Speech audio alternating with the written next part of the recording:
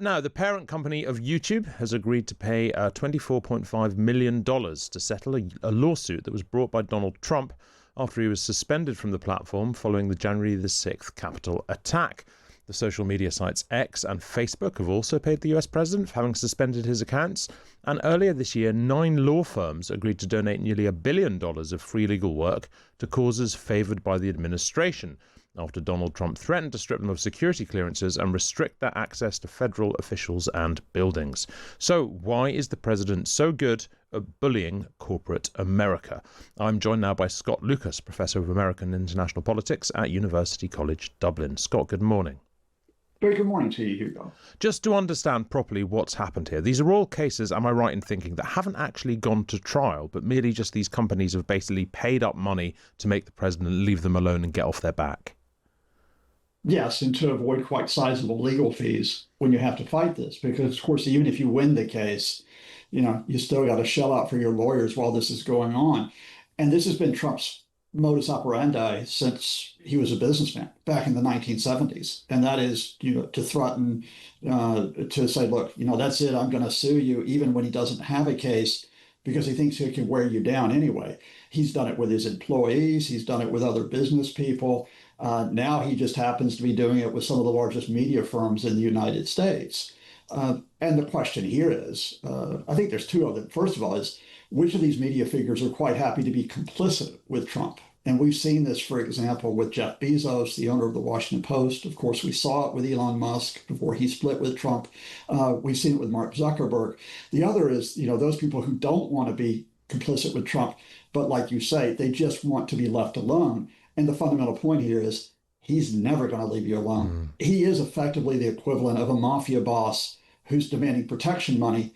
And the question is, do you pay up and you have to see the guy again the next month, a few months later, demanding more money, or do you finally say enough is enough? I mean, could any president have behaved like this and got away with it? Or is there something special about Trump? I'm not sure it's special. It's just something distinctive about the way that Trump operates, and that he doesn't observe any rules when it comes to being president. Richard Nixon could be quite thuggish.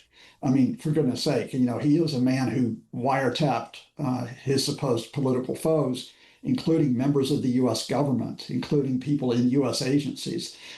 He's a man who had a team of people working for him to go after the Democrats. But at the end of the day, Nixon still stayed within the system enough where he had to pay the price and resign. Trump's play here is to break the U.S. system. That's what's lying beyond this. It's not just going after media firms. It's going after universities.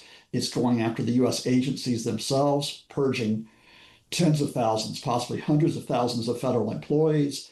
It's a man who is willing to shut down the government, as we're seeing this week. It's a man who is willing not only just to bypass the courts, but to say that the courts don't have legitimacy, whether it's over his personal affairs or whether it's over rulings on his policies. It's a reminder of how far he's come since he was banned by all these platforms only a few years ago. And I suppose at the time when they banned him, they were kind of watching their back, politically speaking, as well. Most of them didn't really show much sign of wanting to ban him, but they just thought it was a political necessity to do so. The whole terrain has just changed so enormously since then, hasn't it?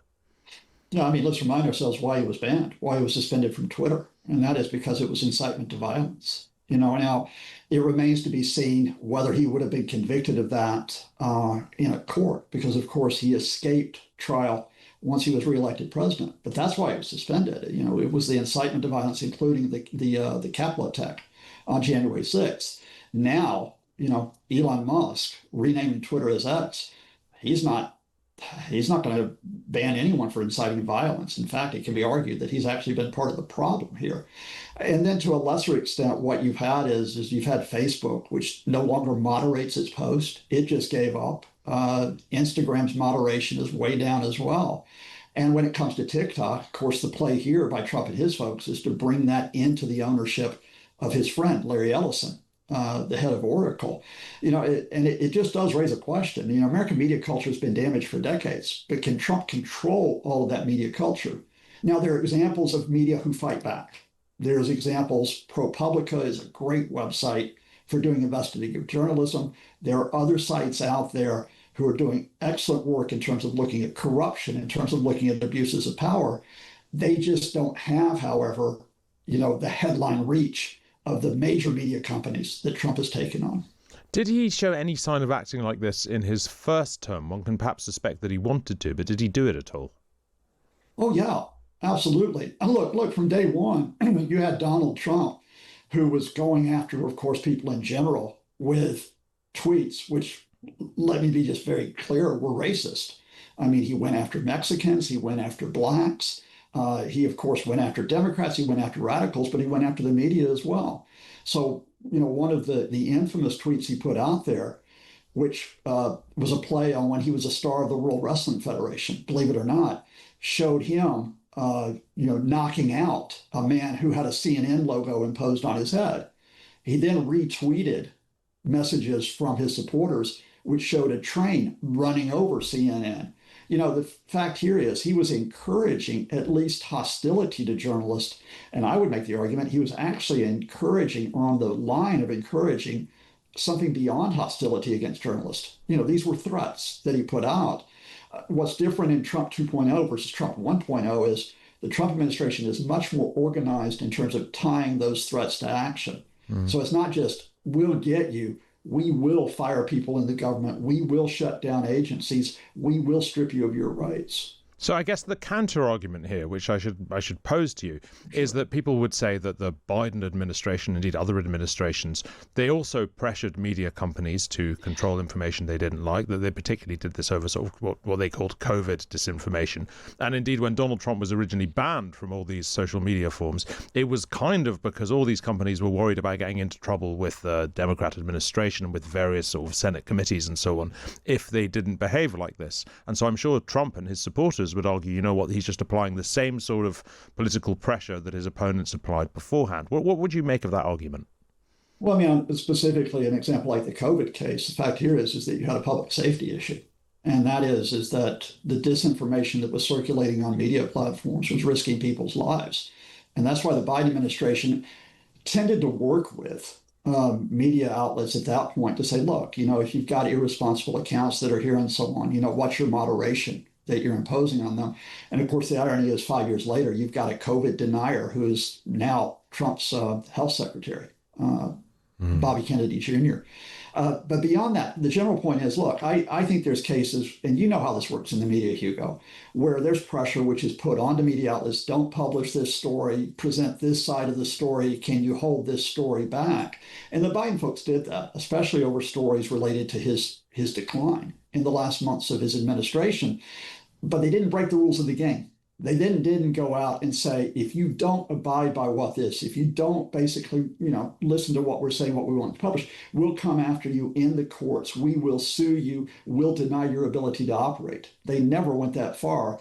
So I'm not going to play that false equivalence between them and the Trump tactics. It's not just sort of media companies. As I mentioned at the beginning, it's legal firms. And I suppose it's pretty similar to the way he's been targeting universities, some of which, Harvard particularly, have pushed back extremely hard. Is that a message? Is that a lesson there?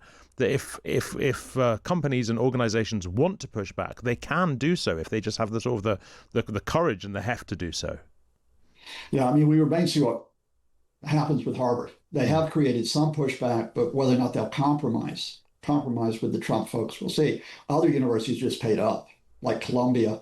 And I've got friends at some of these universities who are just saying the effect on free speech has been chilling because their jobs are at risk, or they may be basically disciplined or expelled if they're students if they speak out.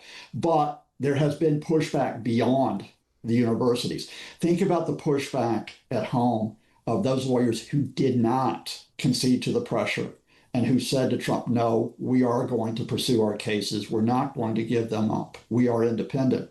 Think about the pushback from individual members of Congress who have said, we will not be intimidated by your threats against us and holding out. Think about activists who continue to campaign for civil rights despite the threats against them. And then abroad, my favorite example here is think about the foreign leaders who have stood up to him when he's threatened tariffs, when he's threatened other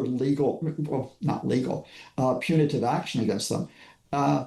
Mark Carney, former head of the Bank of England, Prime Minister of Canada, invoking the phrase from ice hockey, elbows up. And what happened? Canada rallied against Trump's threats. It could happen elsewhere the same way, possibly even in the UK. Yeah, Scott Lucas, Professor of American and International Politics at the University of Dublin. Thank you very much indeed for your time.